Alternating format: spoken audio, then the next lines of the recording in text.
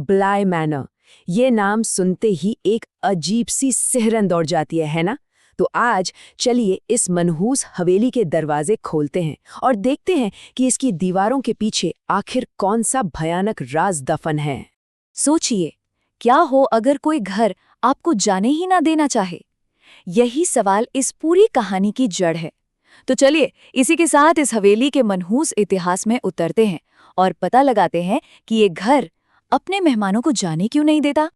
तो कहानी शुरू होती है स्कॉटलैंड की धुंध भरी वादियों से, जहां सदियों से खड़ी है ब्लाय मैनर नाम की एक खूबसूरत लेकिन शापित जागीर। देखिए, बात है 1975 की।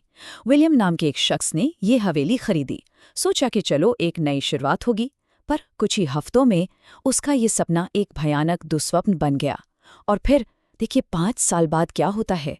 एक फैमिली ट्रेजेडी के बाद वो अपने अनाथ भतीजे और भतीजी को उसी मनहूस हवेली में रहने भेज देता है। और वो भी कितने दिन के लिए? सिर्फ 27 दिन।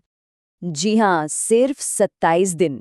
एक रात वो हवेली से भागा, चेहरे पर खौफ, कपड़े खून से सने हुए। उसने चौकीदार को भी चेतावनी दी कि यहाँ से भाग जाओ, और फिर कभी पलटकर उस जगह को नहीं देखा।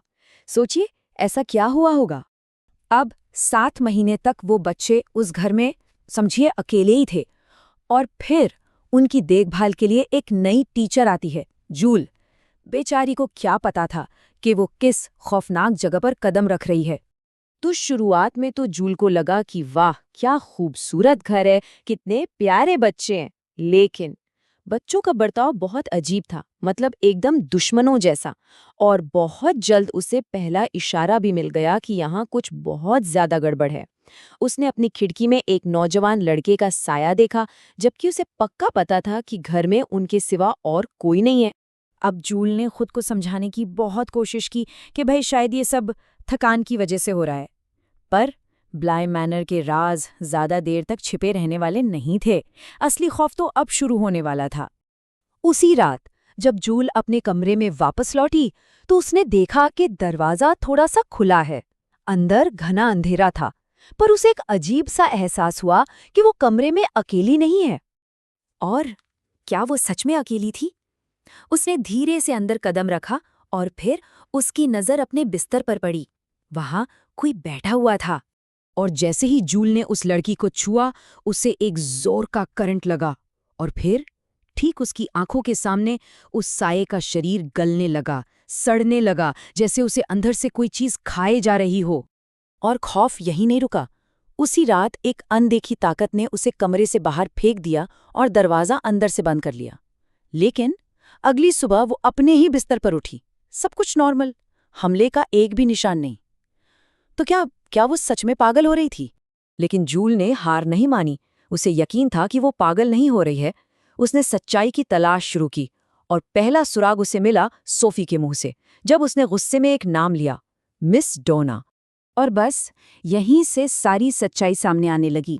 ये जो भूत थे ये कोई अजनबी नहीं थे। ये थे बच्चों की पिछली टीचर मिस डोना और घर का ड्राइवर पीटर। दोनों की ही मौत बड़ी रहस्यमयी हालत में हुई थी।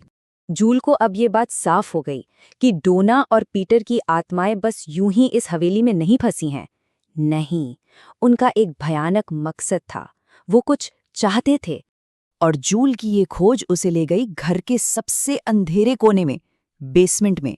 और वहां उसे जो मिला उसने सच में सब कुछ बदल कर रख दिया। बेसमेंट की उन ठंडी दीवारों पर जूल को पुख्ता सबूत मिले। अजीब शैतानी निशान, बच्चों के नाम लिखी हुई गुड़ियाएं। डोना और पीटर वो शैतान की पूजा करते थे। और उनका प्लान वो इतना भयानक था कि सोचकर ही रूह कांप जाए। वो रॉन और सोफी के शरीर पर कब्जा करके उनकी बलि शैतान को चढ़ाना चाहते थे। लेकिन ये रस्म उल्टी पड़ गई और वो दोनों खुद ही मारे गए। और अब उनकी आत्माएं यहीं फंस गई थीं, अपनी अधूरी योजना को पूरा करने के लिए तड़प रही थीं। तभी मिसेस मेंडे का एक घबराया हुआ फोन आता है और पहेली का आखिरी सबसे खौफनाक टुकड़ा अपनी जगह पर आ बैठता है।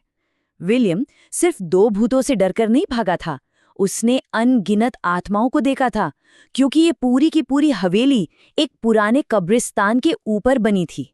और अब जब सारी सच्चाई सामने आ चुकी थी, ये कहानी तेजी से अपने दर्दनाक अंजाम की तरफ बढ़ने लगी। जूल को रॉन एक कमरे में रोता हुआ मिला और ठीक उसके पीछे डॉना और पीटर की वो बुरी आत्माएं खड़ी थीं, अपना काम खत्म करने के लिए बिल्कुल तैयार। और फिर एक आखिरी दिल दहला देने वाली चीख निकली। रॉन जोर से चीखा और जमीन पर गिर पड़ा। उसकी सांसें रुक चुकी थीं और जैसे ही उस मासूम ने दम तोड़ा, वो दोनों भूत हमेशा के लिए गायब हो गए, मानो उनकी ताकत का जो सोर्स था वही खत्म हो गया हो। अगले दिन विलियम ने जूल के लिए एक गाड़ी भेजी।